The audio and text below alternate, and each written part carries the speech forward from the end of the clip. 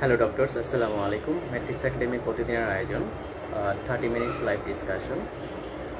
আমরা প্রতিদিন রাত 9টায় বিভিন্ন ফ্যাকাল্টি থেকে বিভিন্ন মেন্টররা আপনাদের একটা পার্টিকুলার টপিকে কথা বলার জন্য আসে, এবং ওই পার্টিকুলার টপিক থেকে যদি কখনো পরীক্ষায় কোশ্চেন আসে, তাহলে কোন ধরনের কোশ্চেন আসে বা ওই টপিকটাতে আপনাকে কোন জায়গায় প্রিপারেশন নিতে হবে, এবং ঠিক কোন কোন কোশ্চেন থেকে পরীক্ষায় কোশ্চেন আসতে পারে বা কোশ্চেনের প্যাটার্নটা কেমন থাকে, সেটা নিয়ে একটা আমরা আলোচনা করি। তো সেই ধারাবাহিকতায় আজকে সার্জারি ফ্যাকাল্টি থেকে আপনাদের সাথে আছে আমি ডক্টর আরিফুল ইসলাম, ফেসবি রেসিডেন্ট হিসাবে আছি প্লাস্টিক সার্জারিতে। তো আজকে আমি যে টপিকটা নিয়ে কথা বলবো সেটা হচ্ছে মেডিকেল সায়েন্সের খুব ইম্পর্ট্যান্ট একটা টপিক, সেটা হচ্ছে শক। তো আজকে আমি কথা বলবো যে আমার সার্জারি ফ্যাকাল্টির আসপেক্ট থেকে কথা বলবো যে আমার ভেরিয়েন্ট লাভের হচ্ছে চ্যাপ্টার 2 শক এবং হ্যামারেজ যে চ্যাপ্টারটা আছে, সেই চ্যাপ্টার থেকে শক থেকে আজকে বেসিকলি হচ্ছে শক নিয়ে আলোচনা করব, অ্যান্ড শকের রিসাসিটেশন, ক্লাসিফিকেশন, এটা নিয়ে কথা বলবো। আর হিমোরেজ চ্যাপ্টারটা নিয়ে আমি হিমোরেজ অংশটুকু নিয়ে আমি কথা বলবো পরবর্তী ক্লাসে। তো আজকে যদি আমি ক্লাসটা শুরু করি, যে শক বেসিকলি হচ্ছে আমার যখন বডির ডিমান্ডের, আমার সেলুলার যেই ডিমান্ড থাকে গ্লুকোজ এবং হচ্ছে অক্সিজেন বা নিউট্রিশনের যে ডিমান্ডটা থাকে, সেই ডিমান্ড যদি ফুলফিল না করতে পারে, সেটাই তখন আমি বলবো শক। তো এটাকে বলে হাইপোপারফিউশন। তো শকের ডেফিনেশনের মধ্যে ছিল যে inadequate or low tissue hypoperfusion. তো আমি যদি একটু আমার বইয়ের টেক্সটে চলে যাই, যে শকের ডেফিনেশনটা ছিল টিস্যু হাইপোপারফিউশন। এই যে প্রথমে আপনাকে জানতে হবে যে শকের ডেফিনেশনটা, এটা হচ্ছে একটা সিস্টেমিক স্টেট। সিস্টেমিক স্টেট বলার অর্থ হচ্ছে যখন আপনার বডিতে নর্মাল সেলুলার রেসপিরেশনের জন্য যতটুকু অক্সিজেন কিংবা নিউট্রিশন দরকার, সেটা সাপ্লাই দিতে পারছে না। সেটা বিভিন্ন কারণ হতে পারে, সেটা আমরা শকের ক্লাসিফিকেশন যখন বলবো তখন দেখবো যে সেই কারণগুলো অ্যাকচুয়ালি কী। তো তখন আমার বডির বিভিন্ন অর্গান ইনভলভ হয়, একটা সিস্টেমিক ইভেন্ট হয়। সেই জন্য শকের ডেফিনেশনের মধ্যে আছে যে এটা হচ্ছে একটা সিস্টেমিক স্টেট যেখানে টিস্যু পারফিউশনটা লো হয় বা insufficient delivery of oxygen and glucose or low tissue perfusion. এটা ছিল শকের ডেফিনেশন। এখন এই শক হওয়ার কারণে আমার বডিতে সিস্টেমিক, সেলুলার অ্যান্ড মাইক্রোভাস্কুলার এই ইভেন্টগুলো হয়ে থাকে। এখান থেকে আপনার পরীক্ষায় কোশ্চেন আসবে যখন আপনি সিঙ্গেল বেসডে আনসার করবেন কিংবা আপনি টোফলসে আনসার করবেন, তখন হচ্ছে এখান থেকে কোশ্চেন আসবে which are of the followings are event for cellular events of shock, or আসতে পারে which are true or false in vascular event of shock, or which আপনাকে কয়েকটা প্যারামিটার দিয়ে বলতে পারে যে which are true or which are false. কিংবা হচ্ছে যখন আপনি ভাস্কুলার ইভেন্ট পড়বেন তখন দেখবেন যে এখানে ভাস্কুলার পারমেবিলিটি অল্টার্ড হয়, আপনার এন্ডোথেলিয়াল ড্যামেজ হয়, তারপরে হচ্ছে আপনার ভ্যাসোকনস্ট্রিকশন হয়, বা কোনো ক্ষেত্রে যেমন হচ্ছে সেপটিক শকে ভ্যাসোডাইলেটেশন হয়। যে এই ব্যাপারগুলো কোন কোন ক্যামো মেডিয়েটরস কারণে হয়ে থাকে, সেগুলো থেকে সিঙ্গেল বেসডে কোশ্চেন আসতে পারে। তো যখন শক হবে দ্যাট মিনস আমার সিস্টেমিক সার্কুলেশনটা ইম্পেয়ার থাকবে। আমার হার্ট থেকে পাম্পের মাধ্যমে হোল বডিতে যখন ব্লাড যাবে, যখন যেতে পারবে না, সেই স্টেটটাকে আমরা শক বলবো। তো তখন দেখা যাবে যে হচ্ছে আমার হোল বডির বিভিন্ন অর্গান সিস্টেম ইনভলভ হয়। এখান থেকে আপনার পরীক্ষায় কোশ্চেন আসবে। তো যে অর্গান সিস্টেমগুলো ইনভলভ হয় তার মধ্যে একটা ইম্পর্টেন্ট অর্গান সিস্টেম হচ্ছে আপনার কার্ডিয়াক সিস্টেম, সেকেন্ড হচ্ছে আপনার রেসপিরেটরি সিস্টেম, থার্ড হচ্ছে আপনার রেনাল সিস্টেম। এই তিনটা অর্গান আপনার ইনভলভ হয়, এবং পুরো ইনভলভমেন্টের মাধ্যমে পরবর্তীতে অন্যান্য যে অর্গানগুলো আছে লাইক ব্রেন অ্যান্ড হচ্ছে আপনার GI tract or musculoskeletal system, অন্যান্য সিস্টেমগুলো সাবসিকুয়েন্টলি ইনভলভ হয়। এই জন্যই বলা হয়ে থাকে যে শকের ডেফিনেশনে বলেছিলাম যে এটা হচ্ছে একটা সিস্টেমিক স্টেট। এখন এই শকের আরেকটু ডিটেলে যখন যাব, তখন হচ্ছে এই শকের কারণে বা টিস্যু হাইপোপারফিউশনের কারণে সেলুলার ড্যামেজ হবে কিছু এবং মাইক্রোভাস্কুলার ড্যামেজ হবে কিছু। যদি একটু খুলে বলি, যে যখন আপনার ওয়েল পাম্পিং হচ্ছে না বা আমার টিস্যুতে ওয়েল ব্লাড যাচ্ছে না, অ্যাডুকেট অ্যামাউন্টে ব্লাড যাচ্ছে না, সেটা শকের যখন ক্লাসিফিকেশন বলবো তখন দেখাবো যে সেটা কেন যাচ্ছে না। কিছু কারণ হচ্ছে আপনার কার্ডিয়াক কজ, কিছু থাকে কারণ হচ্ছে আপনার ডিস্ট্রিবিউটিভ শক থাকে বা ডিস্ট্রিবিউশনের প্রবলেমের কারণে টিস্যু হাইপোপারফিউশন হচ্ছে। তো তখন এই টিস্যুর মধ্যে বা সেলুলার লেভেলে যদি কথা বলি, এই সেলুলার লেভেলে হচ্ছে আমার একটা সেলের নর্মাল যেই মেটাবলিক অ্যাক্টিভিটি সেটা করার জন্য অক্সিজেন প্রয়োজন হয়। হচ্ছে এই অক্সিজেন যখন থাকে না তখন হচ্ছে আপনার এই ফ্লো চার্টের মাধ্যমে যদি একটু বলি যে আমার নর্মাল সেলের পারফিউশনের কারণে বা নর্মাল সেলের মেটাবলিক অ্যাক্টিভিটিগুলো মেনটেন করার জন্য আমার অক্সিজেনের দরকার পড়ে, সেটা কিন্তু আপনার ব্লাড ভেসেলের মাধ্যমে আমার সেই সেলটার মধ্যে যাবে। তো যখন হচ্ছে হাইপোক্সিক কন্ডিশন হবে বা ইনএডিকুয়েট অক্সিজেনেশন হবে তখন আমার সেই সেলের মধ্যে যেই মেটাবলিক ব্যাপারগুলো ঘটবে, বিশেষ করে হচ্ছে গ্লুকোজ মেটাবলিজমের যে ব্যাপারগুলো ঘটবে, তখন যেই গ্লুকোজ মেটাবলিজমের অ্যান্ড প্রোডাক্ট কার্বন ডাইঅক্সাইড থাকার কথা সেখানে না থেকে থাকবে হচ্ছে আপনার ল্যাকটিক অ্যাসিড থাকবে, কারণ অ্যানএরোবিক গ্লাইকোলাইসিসে চলে যাবে। ওকে, সেই ল্যাকটিক অ্যাসিডোসিস হওয়ার কারণে cellular internal cellular lactic acidosis বা অ্যাসিডিক কম্পোনেন্ট বা অ্যাসিডিক এনভায়রনমেন্ট ক্রিয়েট হওয়ার কারণে প্রবলেম যেটা হবে সেটা হচ্ছে আমার সেল মেমব্রেনের যে ইন্টিগ্রিটি, আমার একটা সেলের যে মেমব্রেনের ইন্টিগ্রিটি, সেই ইন্টিগ্রিটি নষ্ট হবে, প্লাস আমার সেলের ভিতরে বা সেল ওয়ালে যে সোডিয়াম পটাশিয়াম পাম্প আছে সেই পাম্পটা ইম্পেয়ার্ড হবে। সেই pump sodium potassium pump impaired হওয়ার কারণে আমার সেলের ভিতরে যে লাইসোজোম আছে সেই লাইসোজোমগুলা তার মধ্যে এনজাইম যা আছে সেটা রিলিজ করা শুরু করবে। তখন দেখা যাবে কি সেল ডিস্ট্রাকশন হচ্ছে, সেল লাইসিস হচ্ছে, সেল থেকে হচ্ছে যে অ্যাসিডিক কম্পোনেন্ট সেটা বের হয়ে যাচ্ছে, ফ্রি রেডিক্যাল ক্রিয়েট হচ্ছে, সেটা আমার সিস্টেমিক সার্কুলেশনে চলে যাচ্ছে। ওভারঅল সেলের মধ্যে যে পটাশিয়াম কন্টেন্ট থাকে সেই পটাশিয়াম কন্টেন্টটা বের হয়ে যাচ্ছে, সিস্টেমিক সার্কুলেশনে চলে যাচ্ছে, হাইপারক্যালেমিয়া হচ্ছে। এই হচ্ছে একটা মোটামুটি সেলুলার ইভেন্ট যে হচ্ছে আমার শকে যদি পেশেন্ট থাকে তাহলে আমি কেন শক নিয়ে খুব আর্লি ম্যানেজ করব, কেন ডিলে করব না। তাহলে পুরাটা ফ্লো চার্টকে যদি আমি আরেকটু গোছাই বলি, সেটা হচ্ছে প্রথমে ইনএডিকুয়েট পারফিউশন হচ্ছে। ইনএডিকুয়েট পারফিউশন হওয়া মানেই হচ্ছে আমার সেলের মধ্যে অক্সিজেন কন্টেন্টটা কম যাওয়া। সো সেলের মধ্যে যেহেতু অক্সিজেন নাই সেহেতু সেলের যেই মেটাবলিক অ্যাক্টিভিটিটা হবে সেটা হবে অ্যানএরোবিক মেটাবলিক অ্যাক্টিভিটি। সেই অ্যানএরোবিক মেটাবলিক অ্যাক্টিভিটি হওয়ার কারণে আমার সেলের অ্যাসিডিক কম্পোনেন্টটা ইনক্রিজ করবে। সেই অ্যাসিডিক কম্পোনেন্ট বা পিএইচ অ্যাসিডিক এনভায়রনমেন্ট মোর ক্রিয়েট হওয়ার কারণে সেলের মধ্যে যে সোডিয়াম পটাশিয়াম পাম্প থাকে সেই সোডিয়াম পটাশিয়াম পাম্পটা হচ্ছে ইম্পেয়ার্ড হবে। সেই সোডিয়াম পটাশিয়াম পাম্প ইম্পেয়ার্ড হওয়ার কারণে আমার লাইসিস হবে। লাইসোজোমের ভিতরে যে ডিস্ট্রাকটিভ বা অটোলাইটিক এনজাইমগুলো থাকে সেটা রিলিজ হয়ে যাবে। সেল লাইসিস হবে, সেলের ভিতর থেকে অ্যাসিডিক কন্টেন্ট, তারপর হচ্ছে আপনার ফ্রি রেডিক্যালস বা পটাশিয়াম আয়ন, এগুলো সিস্টেমিক সার্কুলেশনে চলে যাবে, তখন একটা সিস্টেমিক ইনভলভমেন্ট হবে। এই জন্য বলেছিলাম যে হচ্ছে শক হচ্ছে একটা সিস্টেমিক স্টেট, এবং প্রথম তিনটা মেজর সিস্টেম যদি বলি, cardiac system, respiratory system and renal system, এই তিনটা সিস্টেম ইনিশিয়ালি খুব বেশি এফেক্টেড হয়, এবং যদি সেটা কম্পেনসেটরি লেভেল ক্রস করে চলে যায়। শকের প্রথম আমরা কিছু স্টেট শককে আমরা পরবর্তীতে ভাগ করে থাকি যে হচ্ছে কম্পেনসেটরি স্টেট আছে নাকি নন কম্পেনসেটরি বা আনকম্পেনসেটরি স্টেট আছে কিনা। তো আনকম্পেনসেটরি স্টেটে চলে যায় সেহেতু এই তিনটা সিস্টেমের বাইরেও বা বডির অন্যান্য সিস্টেমগুলো ইনভলভ হয়, সাডেনলি পেশেন্ট কলাপস করে, দেন আলটিমেটলি পেশেন্ট ডেড হয়। ওকে, এই ছিল হচ্ছে আপনার শকের সেলুলার লেভেলের প্যাথোফিজিওলজি। আবার কিছু মাইক্রোভাস্কুলার লেভেলের প্যাথোফিজিওলজি আছে, সেটা হচ্ছে যখন আপনার এই যে বললাম সেল লাইসিস হলো, সেল লাইসিস হওয়ার কারণে এখানে আমার যে ইমিউন সিস্টেম থাকে, কোয়াগুলেটিভ সিস্টেম থাকে, কমপ্লিমেন্ট সিস্টেম থাকে, এই সবগুলো সিস্টেম অ্যাক্টিভ হয়ে যায় ইন্টারভাস্কুলারলি। তো এই সিস্টেমগুলো অ্যাক্টিভ হওয়ার কারণে আমার যে ইনফ্ল্যামেটরি সেল থাকে, বিশেষ করে ডাব্লিউবিসি, সেই ডাব্লিউবিসি নিউট্রোফিলটা অ্যাক্টিভ হয়। অ্যাক্টিভ হওয়ার কারণে আমার এই সেলের ইন্টিগ্রিটি বা আমার এই ভেসেলের ইন্টিগ্রিটি নষ্ট হয়। ইন্টিগ্রিটি নষ্ট হওয়ার কারণে এই ভেসেল লাইসিস হয়, এর পারমিয়াবিলিটি বেড়ে যায়, এবং হচ্ছে এর ভেসোডাইলেটেশন হয়। তখন দেখা যায় শকটা আরও বেশি অ্যাগ্রাগেট করে। দেখেন, শুরু হয়েছিল সেলুলার ইভেন্ট থেকে, সেই ইভেন্টটা এসে আলটিমেটলি থামলো হচ্ছে বা কন্টিনিউ হলো হচ্ছে আপনার ভাস্কুলার ইভেন্টে গিয়ে। তো এই ভাস্কুলার ইভেন্টটার এটা হচ্ছে একটা বিশেষ সাইকেল। যদি আপনি বা আমরা ওই মোমেন্টে পেশেন্টটাকে ম্যানেজ করতে পারি তাহলে দেখা যাবে এই যে কথাগুলো বললাম এগুলো এখানে স্টপ হয়ে যাবে। যদি ম্যানেজ করতে না পারি এটা বিশেষ সাইকেল হিসাবে চলতে থাকবে।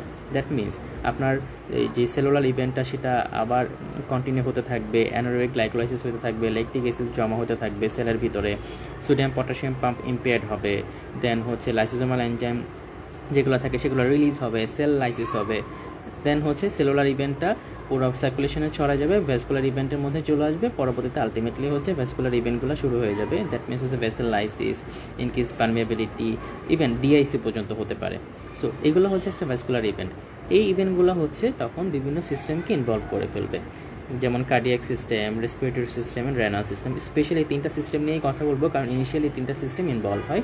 যদি তখন কম্পেনসেটরি ইভেন্টের মধ্যে আমরা না যাই বা মেজার্স না নিই, সেক্ষেত্রে আনকম্পেনসেটরি মেজার্সে চলে যাবে। তখন আমার যে সেন্ট্রাল নার্ভাস সিস্টেম, দেন হচ্ছে গ্যাস্ট্রোইন্টেস্টিনাল সিস্টেম, স্কেলেটাল, সবগুলো সিস্টেম তখন ইনভলভ হবে, তখন পেশেন্ট শাটডাউন করবে। এই ছিল একটা শখের প্যাথোফিজিওলজি। এখন যদি আমি আমার যে টেক্সট বই, যেখান থেকে আপনাদের পরীক্ষায় কোশ্চেন আসবে, সেই টেক্সট বইয়ে চলে যাই, সেখানে আমি একটু বলি যে আমি মুখে যে কথাগুলো বললাম, ফিগার দিয়ে যেগুলো বোঝানোর চেষ্টা করলাম, সেগুলো হচ্ছে এখানে আছে।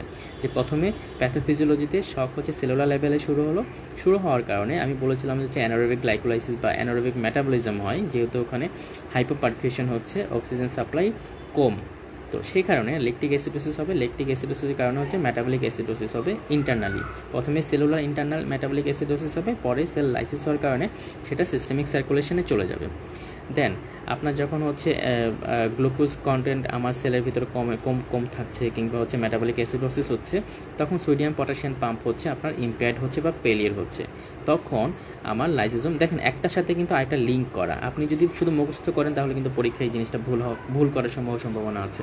কিন্তু আপনি যদি এই যে বুঝে পড়েন যে হাইপোপারফিউশন হচ্ছে, লো অক্সিজেন কন্টেন্ট বা গ্লুকোজ লো অক্সিজেন কন্টেন্ট আমার সেলের মধ্যে আছে, সো আমার সেল তো অ্যারোবিক গ্লাইকোলাইসিস চলে যেতে পারবে না, অ্যানারোবিক মেটাবলিজমে যেতে হবে। সো মেটাবলিক এন্ড প্রোডাক্ট হচ্ছে lactic acid, so metabolic acidosis. তারপর হচ্ছে মেটাবলিক অ্যাসিডোসিস হওয়ার কারণে সোডিয়াম পটাশিয়াম পাম্পটা হচ্ছে ইম্পেয়ার্ড হবে। দেন হচ্ছে লাইসোজোম এনজাইম, যেটা লাইসোজোম এনজাইম বা অটোডাইজেস্টিভ এনজাইম যেগুলো, সেগুলো রিলিজ হবে। দেন হচ্ছে আলটিমেটলি সেল লাইসিস হবে। সেল লাইসিস হওয়ার কারণে সেলের ভিতরে যত ধরনের অঘটন ঘটলো এতক্ষণ পর্যন্ত, সেটা সিস্টেমিক সার্কুলেশনে চলে যাবে। দেন সিস্টেমিক সার্কুলেশনে ব্যাপারগুলো চলে আসবে।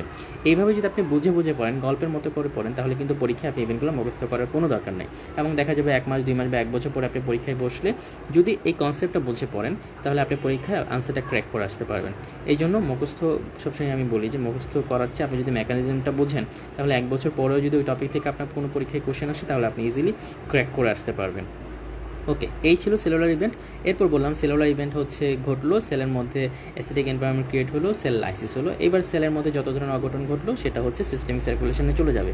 এই সিস্টেমিক সার্কুলেশনে যাওয়ার কারণে আমার যে ইমিউন সিস্টেম ছিল, কোয়াগুলেটিভ সিস্টেম আছে, এবং হচ্ছে আমার কমপ্লিমেন্ট সিস্টেম, এই সবগুলো সিস্টেম অ্যাক্টিভ হয়ে যাবে, একসাথে শাটডাউন হবে। মানে যখন দেখবেন যে আমরা কয়েন যখন একসাথে পাইল আপ করি, তখন একটা কয়েন পড়ে গেলে প্রত্যেকটা কয়েন পড়ে যায়। তো এটাও সেম, যে একটা সিস্টেম নাড়া দিল, পরবর্তীতে যদি আমি প্রিভেন্টিভ মেজার্স না নিই বা অ্যাডুকেট মেজার্স বা রিসাসিটেশন না করি, সেক্ষেত্রে দেখা যাবে সবগুলো সিস্টেম হঠাৎ করে শাটডাউন করা শুরু করবে। তো এরপরে হচ্ছে যখন এই তিনটা সিস্টেম, আপনার ইননেট ইমিউন সিস্টেম আর কোয়াগুলেটিভ সিস্টেম আর কমপ্লিমেন্ট সিস্টেম যখন অ্যাক্টিভ হয়ে যাবে, তখন আমার যে লিউকোসাইট, দ্যাট মিনস ডাব্লিউবিসি, সেটা অ্যাক্টিভ হবে।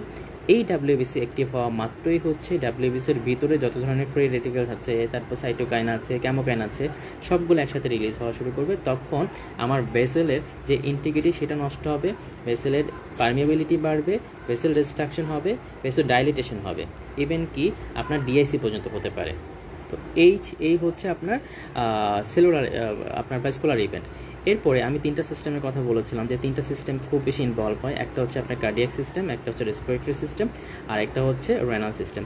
এখান থেকে আপনার পরীক্ষায় স্টেম হিসাবে ট্রু ফলস হিসাবে আসবে। এখান থেকে যে কোশ্চেনগুলো আসতে পারে সেটা হচ্ছে কার্ডিয়াক ভাস্কুলার সিস্টেমের মধ্যে যে ঘটনাটা ঘটবে, সেটা হচ্ছে কার্ডিয়াকের প্রিলোড আফটারলোড দুইটাই কমবে।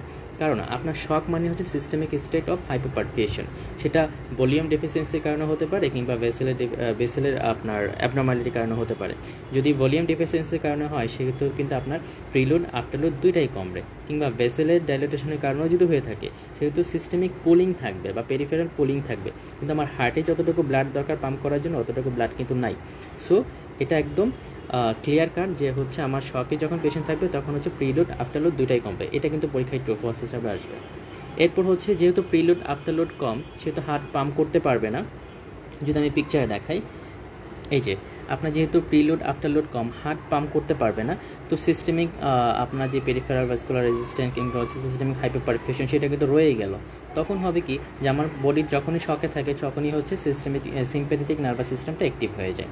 তাহলে সিম্প্যাথেটিক নার্ভাস সিস্টেমটা অ্যাক্টিভ হবে, দ্যাট মিনস তখন টেকিকার্ডিয়া হওয়ার চান্সেস থাকবে।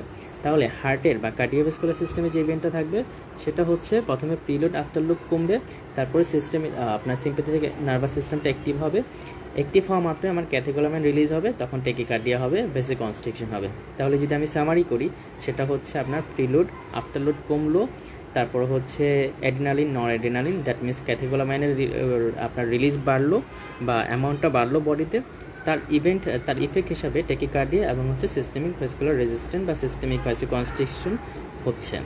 ওকে, তাহলে পরীক্ষায় যখন কোশ্চেন এখান থেকে দিবে, এখান থেকে কিন্তু সুন্দর একটা কোশ্চেন হতে পারে যে হচ্ছে which are the systemic events or which are of the followings true or false for systemic event for shock, এই ধরনের কোশ্চেন আসতে পারে। তখন কার্ডিওভাস্কুলার সিস্টেমে কিন্তু দিতে পারে যে preload decrease or increase, tachycardia or bradycardia, এই টাইপের কোশ্চেন দিতে পারে। আপনি মেকানিজমটা জানবেন, মেকানিজমটা একটু মাথায় রাখার চেষ্টা করবেন, তাহলে আপনার পরীক্ষায় এই প্যাচটা লাগবে না। এরপর কার্ডিওভাস্কুলার সিস্টেমের মতো রেসপিরেটরি সিস্টেমেও সেম, যেহেতু মেটাবলিক অ্যাসিডোসিস হচ্ছে, আমি বলেছিলাম যে সেলুলার ইভেন্টে দেখলাম যে হচ্ছে সেলুলার ইভেন্টের কারণে মেটাবলিক অ্যাসিডোসিস হচ্ছে। তো মেটাবলিক অ্যাসিডোসিস হওয়ার কারণে আমার রেসপিরেশনটা বাড়বে, কারণ অ্যাসিডোসিস হলো, তাহলে আমার বডি থেকে আমরা চাইবো যে কার্বন ডাইঅক্সাইডটা বের করে দেওয়ার জন্য, তাহলে কিছুটা হলে কম্পেনসেট হবে। এই কারণে হচ্ছে আপনার রেসপিরেশনটা বাড়বে এবং আমার ভেন্টিলেশন মিনিট ভেন্টিলেশন, যেটা মাইনিট ভেন্টিলেশন, সেটাও কিন্তু বাড়বে। সেম একটাই কারণ, সেটা হচ্ছে আমার কার্বন ডাইঅক্সাইড বেশি বেশি করে এক্সেল করতে হবে। এটা হচ্ছে আপনার রেসপিরেটরি সিস্টেম। এই দুটো লাইন মনে রাখলেই হবে বা এই দুটো মেকানিজম মনে রাখলেই হবে, পরীক্ষায় যদি কোশ্চেন আসে এখান থেকে আসবে। এরপর যেহেতু সিস্টেমিক হাইপোপারফিউশন এবং পেশেন্ট অলরেডি হচ্ছে তার ভলিউম লস, তাহলে আমার রেনাল যে সার্কুলেশন বা পারফিউশন সেটা ডিক্রিজড হবে। তো রেনাল পারফিউশন ডিক্রিজড হওয়া মানেই হচ্ছে তার জিএফআর কমবে, তার গ্লোমেরুলাসের যে ব্যাপার স্যাপারগুলো থাকে সেগুলো কমবে। আর জিএফআর কমা মানেই হচ্ছে আমার যে হচ্ছে ডিসটাল কনভলিউটেড টিউবুল, সেখানে হচ্ছে আমার গ্লোমেরুলার ফিল্টারটা যাবে না। তখন হঠাৎ সাডেনলি হচ্ছে আমার বডিতে রেনিন, অ্যাঞ্জিওটেনসিন, অ্যালডোস্টেরন সিস্টেমটা অ্যাক্টিভ হয়ে যাবে। কারণ এই সিস্টেমটা অ্যাক্টিভ হওয়ার একটাই উদ্দেশ্য, সেটা হচ্ছে ভলিউম রিজার্ভ করা। যেহেতু আমার রেনাল হাইপোপারফিউশন হচ্ছে, আমার হচ্ছে ফিল্ট্রেশন কমে যাচ্ছে, ডিস্টাল কনভলিউটেড টিউবুল হচ্ছে ফিল্ট্রেট যাচ্ছে কম, তখন রেনিন, অ্যাঞ্জিওটেনসিন, অ্যালডোস্টেরন সিস্টেমটা অ্যাক্টিভ হবে। অ্যাক্টিভ হওয়ার একটাই উদ্দেশ্য, সেটা হচ্ছে ভলিউম রিজার্ভ করা। সেই ভলিউমটা রিজার্ভ করবে কি, তখন হচ্ছে অনেক বেশি সোডিয়াম পটাশিয়াম রিঅ্যাবজর্ব করা শুরু করবে। কারণ সোডিয়াম পটাশিয়াম বা সোডিয়াম অন্যান্য ইলেকট্রোলাইটগুলো রিঅ্যাবজর্পশন হওয়ার কারণে পেসিভলি হচ্ছে ওয়াটারটা রিঅ্যাবজর্ব হবে। মেইন টার্গেট কিন্তু আমার ওয়াটার রিঅ্যাবজর্ব করা, কিন্তু ওই যে ওখানে চ্যানেলগুলো তো থাকে সোডিয়াম পটাশিয়াম আর তারপর হচ্ছে প্রোটিন চ্যানেল, হাইড্রোজেন চ্যানেল, এই চ্যানেলগুলো থাকে। সেই চ্যানেলগুলো দিয়ে হচ্ছে ইলেকট্রোলাইটগুলো বেশি বেশি রিঅ্যাবজর্ব করা শুরু করবে, তার বাই প্রোডাক্ট হিসাবে আপনার ওয়াটার রিঅ্যাবজর্পশনটা এনশিওর হবে। তখন হচ্ছে রেনাল সিস্টেমে হচ্ছে চাইবে যে আরও বেশি পারফিউশনটা মেনটেন করার জন্য।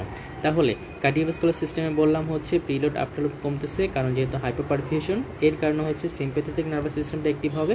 সেই সিম্প্যাথেটিক নার্ভাস সিস্টেমটা অ্যাক্টিভ হওয়ার কারণে টেকিকার্ডিয়া হবে এবং হচ্ছে ভেসিকনস্ট্রিকশন হবে। সেকেন্ডলি হচ্ছে রেসপিরেটরি সিস্টেমে বললাম হচ্ছে যেহেতু মেটাবলিক অ্যাসিডোসিস হচ্ছে, যেহেতু আমার বডি থেকে হচ্ছে কার্বন ডাইঅক্সাইডটা বের করে দিতে হবে। এটা বডির ইননেট মেকানিজম, যে হচ্ছে যখনই অ্যাসিডোসিস বা অ্যালকালোসিস হবে তখন হচ্ছে এটা কম্পেনসেশন করার চেষ্টা করে। তো তখন হচ্ছে আমার রেসপিরেটরি রেট এবং হচ্ছে মাইনিট ভেন্টিলেশন, সেই দুটাই বাড়বে। তাহলে এই দুটো আপনাকে আলাদা করে পরীক্ষায় মনে রাখতে হবে।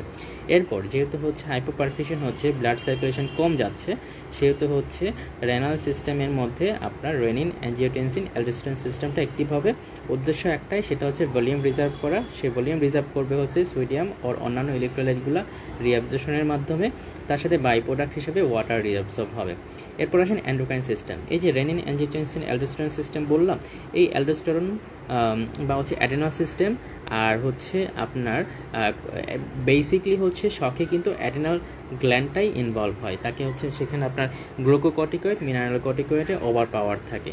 তাহলে অ্যাডেনাল সিস্টেম ইনভলভ হওয়ার কারণে এক্সাইট হওয়ার কারণে রেনিন, অ্যাঞ্জিওটেনসিন, অ্যালডোস্টেরন সিস্টেমটা অ্যাক্টিভ হবে এবং হচ্ছে কর্টিসোলের লেভেলটাও কিন্তু বাড়বে। একটু যদি দেখাই, এই যে কর্টিসোলের লেভেলটাও কিন্তু বাড়বে। তাহলে এন্ডোক্রাইন সিস্টেমে কী পেলাম, সেটা হচ্ছে গ্লুকোকর্টিকয়েড, মিনারেলকর্টিকয়েড। এক কথায় মনে রাখেন যে গ্লুকোকর্টিকয়েড, মিনারেলকর্টিকয়েড দুইটার সিক্রেশনই বাড়বে। এখন বলতে পারেন যে হচ্ছে আমার মিনারেলকর্টিকয়েড দরকার, যেহেতু আমার ভলিউম রিজার্ভ করা দরকার, গ্লুকোকর্টিকয়েডের কাজ কী? অ্যাকচুয়ালি গ্লুটিকর্টিকয়েডে কিন্তু একটা মিনারেলকর্টিকয়েডের প্রপার্টি থাকে এবং মিনারেলকর্টিকয়েডের কিন্তু একটা গ্লুকোকর্টিকয়েডের প্রপার্টি আছে। এই জন্য হচ্ছে যখন আপনাদের পরীক্ষায় কোশ্চেন আসে যে হচ্ছে মিনারেলকর্টিকয়েড আপনার helps in reabsorption of sodium potassium বা ইলেকট্রোলাইট, সেক্ষেত্রে কিন্তু অনেকে ফলস দাগান, কিন্তু না, এটা কিন্তু ট্রু। অ্যাবসোলিউট প্রপার্টি না, কিন্তু রিলেটিভ প্রপার্টি। দ্যাট মিনস হচ্ছে তার একটা মাইনর প্রপার্টি আছে যে ইলেকট্রোলাইট রিঅবজর্ভ করা। সেজন্য হচ্ছে যখন শকে থাকবে পেশেন্ট, তার কার্ডিওভাস্কুলার, রেনাল অ্যান্ড রেসপিরেটরি সিস্টেমের সাথে সাথে অ্যান্ডোক্রাইন সিস্টেমও ইনভলভ হবে বেসিকলি আপনার অ্যাটেনাস সিস্টেম। ওকে, এরপর আসেন যদি আমি ইন ব্রিফে একটু শর্ট করে বলি যে শকের ক্লাসিফিকেশন। এই বললাম হচ্ছে শকের ইফেক্ট, আমার বডির ওপর শকের কী ইফেক্ট আছে। প্রথমে প্যাথোফিজিওলজি বললাম যে সেলুলার ইভেন্ট কী কী ঘটে, এই সেলুলার ডিস্ট্রাকশনের কারণে আমার মাইক্রোভাস্কুলার ইভেন্টগুলো ঘটে। এর পরবর্তীতে বললাম হচ্ছে সিস্টেমিক ইনভলভমেন্ট কী কী হয় এবং 3টা সিস্টেম বা 4টা সিস্টেম কী কী ইনভলভ হচ্ছে। এরপর আসেন যে শকের আমি যদি ক্লাসিফিকেশনটা ইন শর্টে বলি, এখানে কিন্তু এই ক্লাসিফিকেশনটা যারা মেডিসিন ফ্যাকাল্টিতে আছেন তাদের সাথে মিলবে না, কারণ মেডিসিন ফ্যাকাল্টিতে এই ক্লাসিফিকেশনটা অন্যভাবে দেওয়া, বেসিক কনসেপ্টটা কিন্তু সেম, কিন্তু ক্লাসিফিকেশনটা অন্যভাবে দেওয়া। এটা সার্জারি ফ্যাকাল্টির আমার যে রেফারেন্স সেটা হচ্ছে আমাদের ভেলিয়ান ল্যাবে 28 এডিশন। ওকে, তো শকের ক্লাসিফিকেশন যদি বলি, প্রথমেই হচ্ছে যেটা হাইপোভলিমিক শক অর হিমোরেজিক শক, মানে আমার বডিতে ভলিউমটা কমবে, যেটা যে কোনোভাবেই হোক। এটা কোথাও কেটে গেল, সেটা হিমোরেজ হলো, সেই কারণেও কমতে পারে, কিংবা কোথাও থেকে আমার হচ্ছে ভলিউম বা ওয়াটার বেশি লস হচ্ছে, যেমন হচ্ছে আপনার যদি ভমিটিং বেশি হয়, ডায়রিয়া বেশি হয়, বা সোয়েটিং বেশি হয়, evaporative loss or insensible loss, whatever, যে কোনোভাবেই হচ্ছে আপনার ভলিউম লস হচ্ছে, সেটাই হচ্ছে প্রথম ক্লাসিফিকেশন, হিমোরেজিক শক বা হাইপোভলিমিক শক। এটা কমন কথা, এটা পরীক্ষায় কোশ্চেন আসলে সবাই অ্যান্সার করতে পারবেন। তবে যে জায়গাটায় হচ্ছে সবাই একটু ম্যাক্সিমাম ক্যান্ডিডেট ভুল করে, সেটা হচ্ছে এই যে হাইপোভলিমিক শকটা হচ্ছে, এই হাইপোভলিমিক শকের কিছু কিছু ভলিউম লস আমরা চোখে দেখতে পারি না। এই যে ভলিউম লসটা আমি বললাম হচ্ছে vomiting or diarrhoea or excessive urination হচ্ছে বা এক্সেসিভ সোয়েটিং হচ্ছে, এগুলো আমরা চোখে দেখতে পারি, কিন্তু কিছু কিছু আপনার ভলিউম লস থাকে যেটা আমরা চোখে দেখতে পাই না, যেমন হচ্ছে থার্ড স্পেস লস। যেমন যদি ইন্টেস্টাইনাল অবস্ট্রাকশন থাকে বা প্যানক্রিয়াটাইটিস থাকে, তখন দেখা যায় অনেক বেশি এসআইটিস থাকে, এবং হচ্ছে আমাদের যে ইন্টারনাল বডি ক্যাভিটি থাকে সেখানে হচ্ছে অনেক বেশি আপনার ওয়াটার বা হচ্ছে ভলিউম অ্যাকোমোডেট হয়, সেটাই হচ্ছে থার্ড স্পেস লস। তাহলে থার্ড স্পেস লসের কারণগুলো হচ্ছে আপনার bowel obstruction, intestinal obstruction or even পারফোরেশনও কিন্তু থার্ড স্পেস লস এর একটা এক্সাম্পল, অ্যান্ড প্যানক্রিয়াটাইটিস। এই জন্য এই দুটাকে আমি একটু আলাদা করে হাইলাইট করেছিলাম, কারণ এই দুটা পরীক্ষায় যদি আপনার পরীক্ষায় কোশ্চেন আসে, অনেকেই হচ্ছে এই জায়গাটা ভুল করবেন। তাহলে হাইপোভলিমিক শকের যদি এক্সাম্পল থাকে, সেক্ষেত্রে intestinal obstruction or intestinal perforation or pancreatitis, এটা কিন্তু আনসার হবে ট্রু ফলস। এবং এই যে ক্লাসিফিকেশন, এই ক্লাসিফিকেশন থেকে কিন্তু অনেকগুলো সিঙ্গেল বেসড কোশ্চেন আপনি আনসার, এখান থেকে অনেকগুলো সিঙ্গেল বেসড কোশ্চেন আসবে। প্রথমে একটা দেখালাম যে হচ্ছে এখন যদি আপনাকে পরীক্ষায় কোশ্চেন দিয়ে দেয়, which of the followings are not the cause of or is the cause of hypovolemic shock or hemorrhagic shock, সেক্ষেত্রে যদি আপনার বাউল অবস্ট্রাকশনের কথা বলা হয়ে থাকে বা প্যানক্রিয়াটাইটিসের কথা যদি বলি, তাহলে কিন্তু অনেকে যদি মনে করে যে না প্যানক্রিয়াটাইটিস তো হচ্ছে ভলিউমের সাথে কোনো রিলেটেড না, তাহলে সেটা তো তাহলে মনে হয় আনসার না, তাহলে কিন্তু ভুল। প্যানক্রিয়াটাইটিস অর বাউল অবস্ট্রাকশন সেটা হচ্ছে আপনার হাইপোভলিমিক শকের একটা এক্সাম্পল, যেহেতু এখানে থার্ড স্পেস লস হচ্ছে। সেকেন্ড আসেন যে হচ্ছে কার্ডিওজেনিক শক। নাম থেকে বোঝা যাচ্ছে যে কার্ডিয়াক যে পাম্পিং অ্যাক্টিভিটি, সেই পাম্পিং অ্যাক্টিভিটিটা হচ্ছে ইম্পেয়ার্ড হবে। এই যে কার্ডিয়াক যে পাম্পিং অ্যাক্টিভিটি, সেই পাম্পিং অ্যাক্টিভিটিটা ইম্পেয়ার্ড হবে, সেটা যে কোনো কারণে হতে পারে, সেটা মাইকার্ডিয়াল ইনফেকশনের কারণে হতে পারে, কিংবা আপনার ভ্যালভুলার হার্ট ডিজিজের কারণে হতে পারে, কিংবা কার্ডিওমায়োপ্যাথির কারণে হতে পারে, হোয়াট এভার যে কারণেই হোক, সেটা হচ্ছে কার্ডিওজেনিক শকের এক্সাম্পল। মনে রাখবেন যে কার্ডিয়াক যে কোনো এক্সাম্পল থাকলে সেটা কার্ডিওজেনিক শকের এক্সাম্পল হবে, বা কার্ডিওজেনিক শক হিসাবেই আমরা আনসার করব, একটা জায়গা ছাড়া, সেটা একটু পরে বলছি। তাহলে আমরা যেটা দেখি সেটা হচ্ছে কার্ডিওজেনিক শক। এর এক্সাম্পলগুলো হচ্ছে যে আপনার যেটা আমি মুখে বললাম যে myocardial infarction, cardiac dysrhythmia, vascular heart disease or blunt myocardial injury or cardiomyopathy. Even যখন হচ্ছে সেপটিক শকে থাকে, সেপটিক শকের লেট স্টেজে গিয়ে পেশেন্টের যখন সেপসিস হয়, ওভারঅল সেপসিস হয়, তখন কিন্তু কার্ডিয়াক ডিপ্রেশন হয়, তখনও কিন্তু কার্ডিওজেনিক শক হবে। সেক্ষেত্রে কিন্তু septic shock in association with cardiogenic shock, দুইটাই কিন্তু আনসার হবে যদি মাইকোর্ডিয়াল ডিপ্রেশন হয় সেপটিক শকের কারণে। ওকে, এরপর আসেন যে হচ্ছে অবস্ট্রাকটিভ শক। অবস্ট্রাকটিভ শক মানে হচ্ছে আমার ব্লাড ভেসেল ভালো আছে, আমার কার্ডিয়াক অ্যাক্টিভিটি ভালো আছে, কিন্তু কোথাও একটা অবস্ট্রাকশন আছে, যে কারণে হচ্ছে সিস্টেমিক সার্কুলেশনে যেতে পারছে না আমার যে পুরো ব্লাড, সেটা হচ্ছে কার্ডিয়াক টেম্পোনারের কাটা হতে পারে, মানে হার্টের চারিদিকে যখন blood or water or liquid জমা হবে, সেটাকে আমরা কার্ডিয়াক টেম্পোনেন্ট বলি। মানে হচ্ছে এই যে আমি যদি ছবিতে দেখাই, এই যে ছবিতে দেখায়, এই হার্টের চারদিকে পেরিকার্ডিয়াল ক্যাভিটি যেটা থাকছে, এই হার্টের চারিদিকে যে পেরিকার্ডিয়াল ক্যাভিটি আছে, যে হচ্ছে পেরিকার্ডিয়াল স্যাক, এই স্যাকের মধ্যে মিনিমাম অ্যামাউন্ট অফ লিকুইড থাকে, 7 to 10 ml এর মতো লিকুইড থাকে। কিন্তু এখানে যদি ধরেন অনেক বেশি লিকুইড আছে, এই যে এখানে একটা স্যাক চিন্তা করেন, এখানে অনেক বেশি লিকুইড আছে, তাহলে তো হার্ট পাম্প করতে পারবে না। পাম্প করলে তো বাইরের দিকে আমাকে স্প্রেড হতে হবে, কিন্তু লিকুইড একটা বেলুন ভর্তি কিছুর মধ্যে তো আপনি কোনো কিছুকে এক্সপ্যান্ড করতে পারবেন না। সেম ঘটনাটা এখানে হয়, সেটাই হচ্ছে কার্ডিয়াক ট্যাম্পোনেট। তারপর যখন ধরেন হচ্ছে পালমোনারি ইডিমা বা পালমোনারি এম্বলিজম, যে কারণে হচ্ছে আমার ব্লাড যেতে পারছে না, অবস্ট্রাকশন হচ্ছে, সেগুলাই হচ্ছে আপনার অবস্ট্রাকটিভ শকের এক্সাম্পল। যে অবস্ট্রাকশন হচ্ছে কোথাও একটা, সেটা হার্টে হতে পারে, কিংবা হার্টের যে গ্রেড ভেসেলগুলো আছে সেই গ্রেড ভেসেলগুলোতেও হতে পারে, কিংবা হচ্ছে লাংসে হতে পারে। এটা হচ্ছে অবস্ট্রাকটিভ শকের এক্সাম্পল। এই অবস্ট্রাকটিভ শকের 3টা এক্সাম্পল আছে। এই 3টা এক্সাম্পল একদম চোখ বন্ধ করে মাথায় গেঁথে নিতে হবে, কারণ এখান থেকে আপনার সিঙ্গেল বেস্ট ইউজুয়ালি আসে, খুব বেশি আসে। তাহলে এক্সাম্পল 3টা হচ্ছে cardiac tamponade, tension pneumothorax or haemothorax or massive haemothorax, এগুলো আসতে পারে। তার সাথে হচ্ছে cardiac embolism or air embolism হতে পারে। তো আমি বলেছিলাম হচ্ছে যখন কার্ডিওজেনিক শক যখন পড়াচ্ছিলাম তখন বলেছিলাম হচ্ছে এই কার্ডিওজেনিক শকের মানে কার্ডিয়াক রিলেটেড কোনো কিছু থাকা মানেই হচ্ছে কার্ডিওজেনিক শক, শুধু একটা জায়গা ছাড়া, সেটা হচ্ছে এই কার্ডিয়াক ট্যাম্পোনেন্ট। এই কার্ডিয়াক ট্যাম্পোনেন্ট এখানে এটা কিন্তু অবস্ট্রাকটিভ শকের এক্সাম্পল। তো এখন যখন আপনাকে পরীক্ষায় এই কোশ্চেনটা দিবে, which one is the following is not the example of cardiogenic shock, এই টাইপের যদি কোশ্চেনটা হয়ে থাকে, সেক্ষেত্রে এই সবগুলো এক্সাম্পলের সাথে আপনাকে কার্ডিয়াক ট্যাম্পোনেন্টের কথা বলে দিবে। তো আপনি মনে করবেন যে আচ্ছা কার্ডিয়াক রিলেটেড কোনো কিছু মানে হচ্ছে কার্ডিওজেনিক শক, তাহলে কিন্তু আপনি সঠিক আনসারটা ক্লিক করতে পারবেন না। আপনাকে বেসিক কনসেপ্টটা জানতে হবে।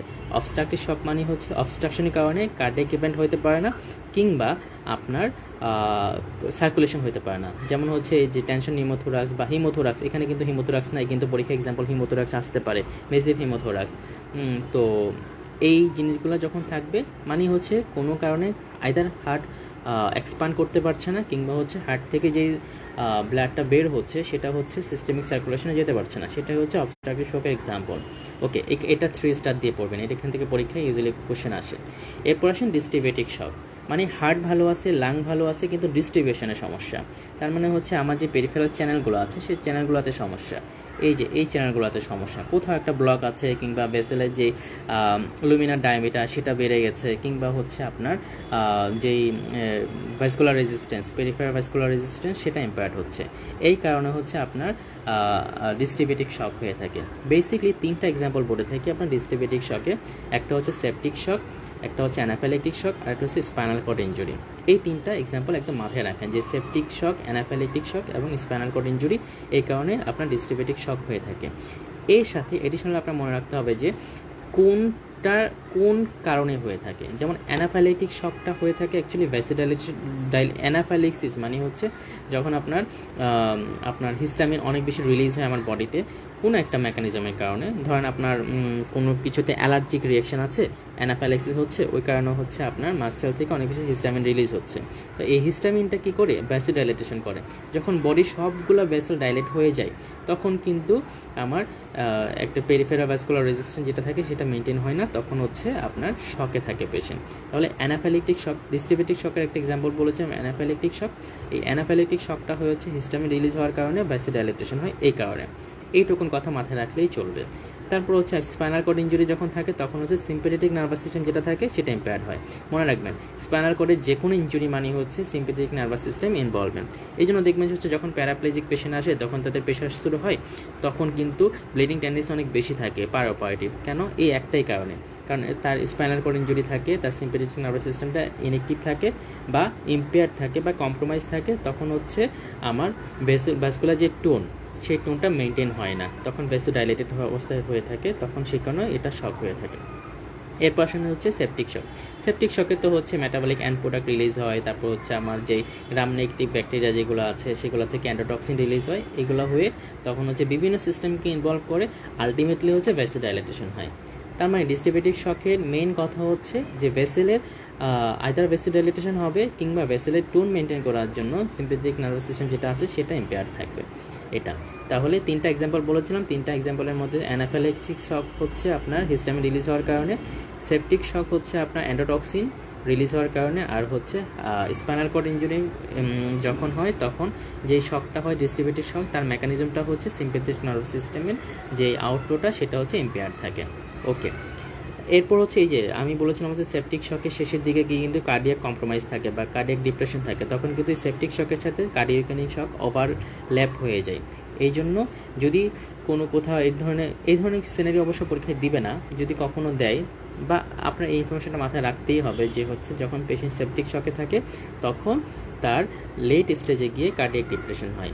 এরপর আসেন হচ্ছে লাস্ট ক্লাসিফিকেশন, যেটা হচ্ছে অ্যান্ডোক্রাইন শক। এই অ্যান্ডোক্রাইন শকটা অ্যাকচুয়ালি হয়ে থাকে আমার থাইরয়েড গ্ল্যান্ড যেটা থাকে সেই থাইরয়েড গ্ল্যান্ড কিংবা অ্যাডেনাল গ্ল্যান্ড, এই অ্যাডেনাল গ্ল্যান্ডের আপনার ঝামেলার কারণে। তো হাইপোথাইরয়েডিজম কিংবা হাইপারথাইরয়েডিজম দুইটাতেই কিন্তু আপনার অ্যান্ডোক্রাইন শক হতে পারে, আর অ্যাডেনাল গ্ল্যান্ডের ইনসাফিসিয়েন্সির কারণে আপনার অ্যান্ডোক্রাইন শক হয়। এটা পরীক্ষায় খুব একটা আসে না, কিন্তু আপনাকে মনে রাখতে হবে যে কোন দুটা গ্ল্যান্ডের ঝামেলার কারণে আপনার অ্যান্ডোক্রাইন শক হচ্ছে। তাহলে এই হচ্ছে আপনার মোটামুটি শকের ক্লাসিফিকেশন ভিতরের টুকটাক মেকানিজম। এইটুকুন একদম মিনিমাম, এইটুকুন পরীক্ষায় না পড়ে আপনি কোনো পরীক্ষায় যাবেন না, কারণ এইটুকু মিনিমাম না পড়ে আপনার পরীক্ষায় যাওয়া মানেই হচ্ছে আপনি ধরে নেন ওই পরীক্ষায় পাস হবেন না। সো এইটুকুন মিনিমাম পড়ে আপনাকে প্রিপারেশন নিয়ে পরীক্ষায় যেতে হবে। আমি যদি 3 স্টার দিয়ে যাই যে এই 5টা ক্লাসিফিকেশনের মধ্যে আপনাকে অবশ্যই হচ্ছে অবস্ট্রাকটিভ শক এবং হচ্ছে ডিস্ট্রিবিউটিভ শক, এটা 3 star 4 star 5 star what ever আপনি দিয়ে পড়বেন, কারণ পরীক্ষায় বেসিকলি এই দুটো থেকেই আসে। আর অ্যাসোসিয়েটেড এইখান থেকে যে জিনিসগুলো একটু ক্লামজি হতে পারে বা একটু ট্রিকি হতে পারে বা মনে রাখা একটু কঠিন কিংবা আপনার পরীক্ষায় না একটু ঝামেলা হতে পারে, সেগুলো আমি একটু আলোচনা করে দিলাম। তো আজকে শক নিয়ে এই আলোচনা থাকুক। পরের দিন আমি নেক্সট ক্লাসে হচ্ছে এটার কম্পেনসেটরি মেকানিজম কী বা আনকম্পেনসেটেড থাকলে কী মেকানিজমে কাজ করে, এবং হচ্ছে আমার হেমোরেজ, যে হেমোরেজ হলে কখন শক হয় বা গ্রেডটা কী, স্টেজগুলো কোনগুলো, সেগুলো নিয়ে আমি আলোচনা করব।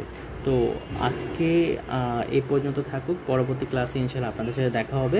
সো প্রতিদিন রাত 9টায় আপনারা মেটিস একাডেমির সাথে অ্যাড হয়ে যাবেন, এবং আমরা চেষ্টা করি প্রতিদিন হচ্ছে 30 মিনিটস একটা শর্ট ডিসকাশন করে এই যে আজকে যে টপিকগুলো আলোচনা করলাম এই ধরনের ছোটো ছোটো টপিকগুলো আলোচনা করে এখান থেকে আপনার এফসিবিএস পরীক্ষা, রেসিডেন্সি পরীক্ষা কিংবা আপনার ইন্টারন্যাশনাল কোনো এক্সাম, যেমন আমি এমআরসিএসের কথা যদি বলি, সেই পরীক্ষাগুলো থেকে কোন ধরনের কোশ্চেন আসে এবং আসলে কীভাবে আপনারা আনসার করবেন বা কোশ্চেনের প্যাটার্নটা অ্যাকচুয়ালি কেমন হয়ে থাকে সেটা নিয়ে আলোচনা করার জন্য। সো আজকে এ পর্যন্ত থাকুক, সবার প্রিপারেশন ভালো হোক, ইনশাআল্লাহ পরের ক্লাসে দেখা হবে। আল্লাহ হাফেজ।